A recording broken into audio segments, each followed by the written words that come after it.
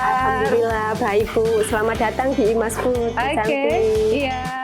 Jadi Mbak Rifatul ini adalah penerima hibah kompetitif ya, dari program YES, dan kemudian Mbak Rifatul sudah bisa mengembangkan usahanya. Alhamdulillah. Ya. Yang awalnya sudah bikin keripik talas, tapi mungkin masih dalam skala kecil.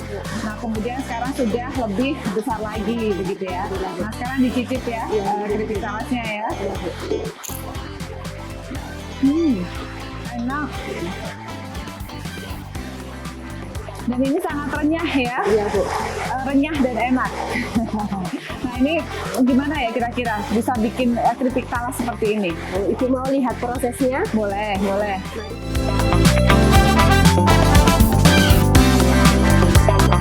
Talas yang renyah dan enak itu Bu, yang pertama kita dari pemilihan bahan baku. Oh begitu. Oke. Bahan bakunya itu harus benar-benar tua.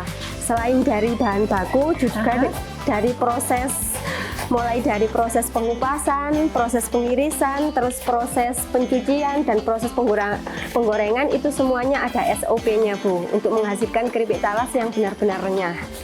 Oke, nah ini adalah salah satu proses pengupasan ya. Ya, pengupasan. Ini adalah proses pengupasan, dan tentu saja mengupasnya sebenarnya memang harus bersih ya Mbak? Ya harus bersih, kulit arinya harus benar-benar hilang Bu. Kulit arinya harus betul-betul hilang. Oke, kemudian setelah dikupas, diiris ya, dan menggunakan alat. Ini alatnya masih sederhana, tapi kemudian bisa mengiris sampai tipis ya. Dan itu yang kemudian bisa nanti membuat renyah juga.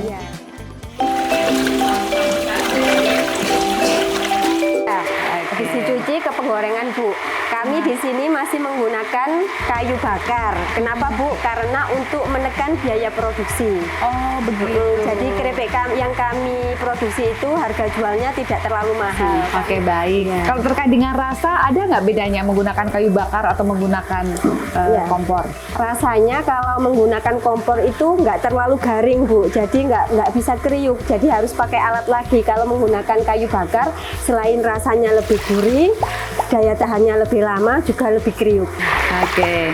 Kemudian digoreng berapa lama ini keripiknya Mbak Rifatul? Sampai benar-benar nggak ada buihnya Bu. Jadi kalau buihnya sudah nggak ada, itu berarti mereka sudah kering. Setelah digoreng, ditiriskan. Ini ditiriskannya selama 1 hari Bu. Ini ditiriskan seperti ini ya? Dikasih sap-sap itu Bu, kertas minyak untuk pengendapannya. Nanti didiamkan 1 hari, besok paginya baru masuk ke packing.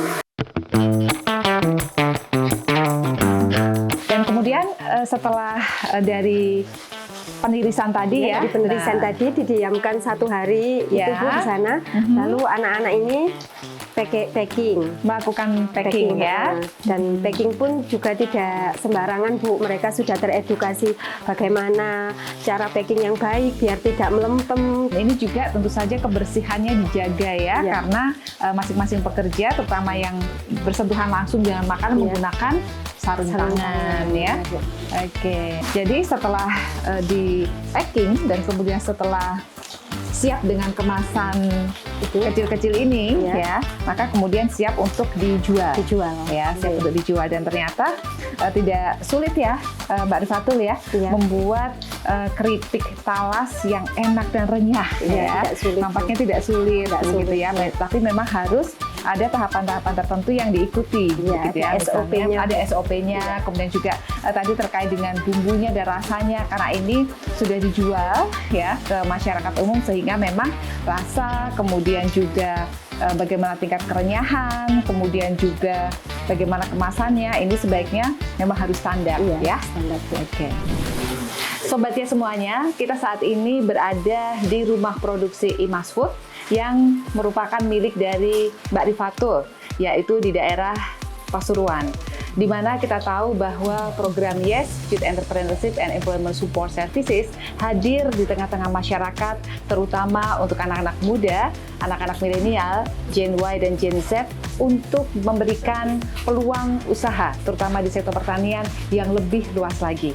Seperti hari ini, di tempatnya Mbak Rifatul, kita melihat bahwa Mbak Rifatul yang sudah memulai usaha keripik talasnya, kemudian dengan intervensi dan dukungan dari program YES berupa pelatihan, kemudian juga beberapa kegiatan lainnya seperti hibah kompetitif, kemudian bisa menjadi lebih luas lagi, lebih berkembang lagi usahanya.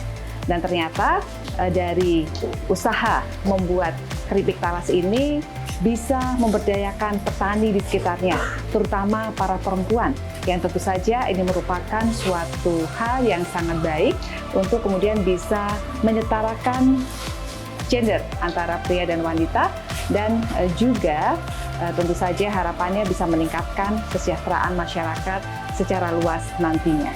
Jangan takut bertani, bertani itu keren.